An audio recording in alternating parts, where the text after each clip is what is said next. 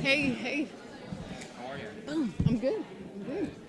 How was your debut of the pilot at South by Southwest? Good reactions? Oh, it was great. That was the first time we played in front of an audience, and it's always a little nerve-wracking, because obviously you've worked really hard on something and you fall in love with it, and you hope that others do as well. And it was in a church, which was just. Was it a church? It was a church, and that's a big part of Cloak and Dagger. So the reaction was great. It was really great. So now we look forward to this one at WonderCon. Yeah. Well, I mean, going along the side of even having a screening at a church, it seems like the show is going against a whole bunch of norms. Even having you as a director. Sadly, yes. No, I mean sadly, but I think that's progress there. I mean, what is that? Without being too cliche, but what does that mean, and how is that going to translate into, you think, future episodes of this show and the other Marvel properties?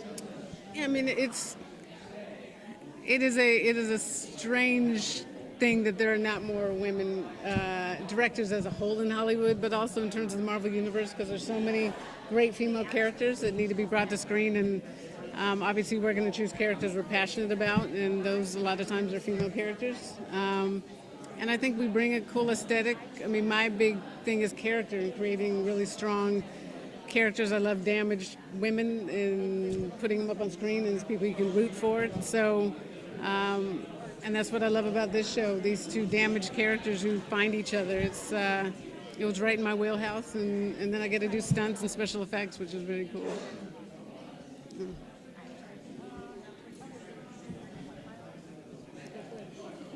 So with these two characters, because it sounds like that you're doing a lot of just, it sounds like a little bit of background information on them, and these two characters that are flawed and they've come together and they're building up into these superheroes. Where are you planning on taking them? Yeah, that'll be a question for Joe. I am now, like everybody else, a viewer. Once I shot the pilot, I mean, obviously I know where they were going, but it was exciting, honestly, to see the trailer they just dropped, because I was like, oh, okay, that's what they're doing with them. But it was just fun to establish the look and the feel and help with the casting and find two incredible young actors in Olivia and Aubrey.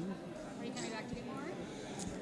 Well, now I'm trying to do this on the big screen, so unfortunately I don't have time to come back, but I will absolutely be watching. So what was one of the favorite things that you did with these two characters? Honestly, my favorite thing was casting.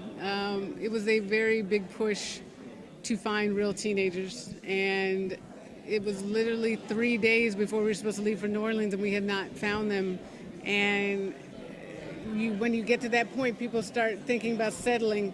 And I mean, personally, I watch TV. I hate watching high school shows and they look like they're 30. Like, I want to know that they're really in high school. And Olivia and Aubrey came in on that last day, and they were so good individually, and we were so excited. And then we put them together. We did an improv with them, and it was electric.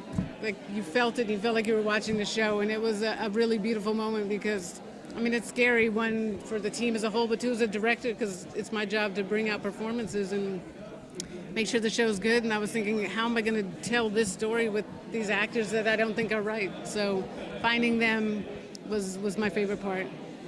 So one of the things I think is really, especially shooting something that's about New Orleans, that has things set in New Orleans, and shooting in New Orleans, which you guys did. Can you talk a little bit about doing that and bringing the city to life? Yeah, it was really important that it was a character in the show, and especially if you're going to shoot there, it's a beautiful city. Not only the look, but it's got a beautiful history, but also a really heartbreaking history as well, and we wanted to bring that into the characters' lives. Tandy lives in the trailer park, and we wanted to make sure that a lot of these trailers that we used were some that were damaged in the hurricane and have the the X's on them, and but also we wanted to bring the beauty of it as well. And then it was just fun to shoot there because of the food. It is not a cliche. It is great. It's so good. And beyond just the characters in the city, you said that you did some things with the special effects and the stunts. What were some of those things that you did? Yeah, I will say one of the things I enjoyed, but it was also the hardest thing. It's kind of a spoiler. Okay, there's a big scene at the beginning which involves water, and I found out that our cast did not know how to swim. And I was like, oh my God, how am I going to shoot this when people are underwater. So that was a big challenge. But after the panic, then you figure it out. And the whole opening I think is really great. And for me to watch up and see that, oh my God, I got that when no one could swim, I'm very proud of that. Did you have to get involved in getting wet or any of the things? Well, my DP, Tammy Riker, who's amazing and helped me create this look of the show, which is so cool and grounded and filmic, she's certified, and she does her own camera, which is also the reason why she's badass. And so she was underwater, thank God, and yeah, a big help. Final thought for you.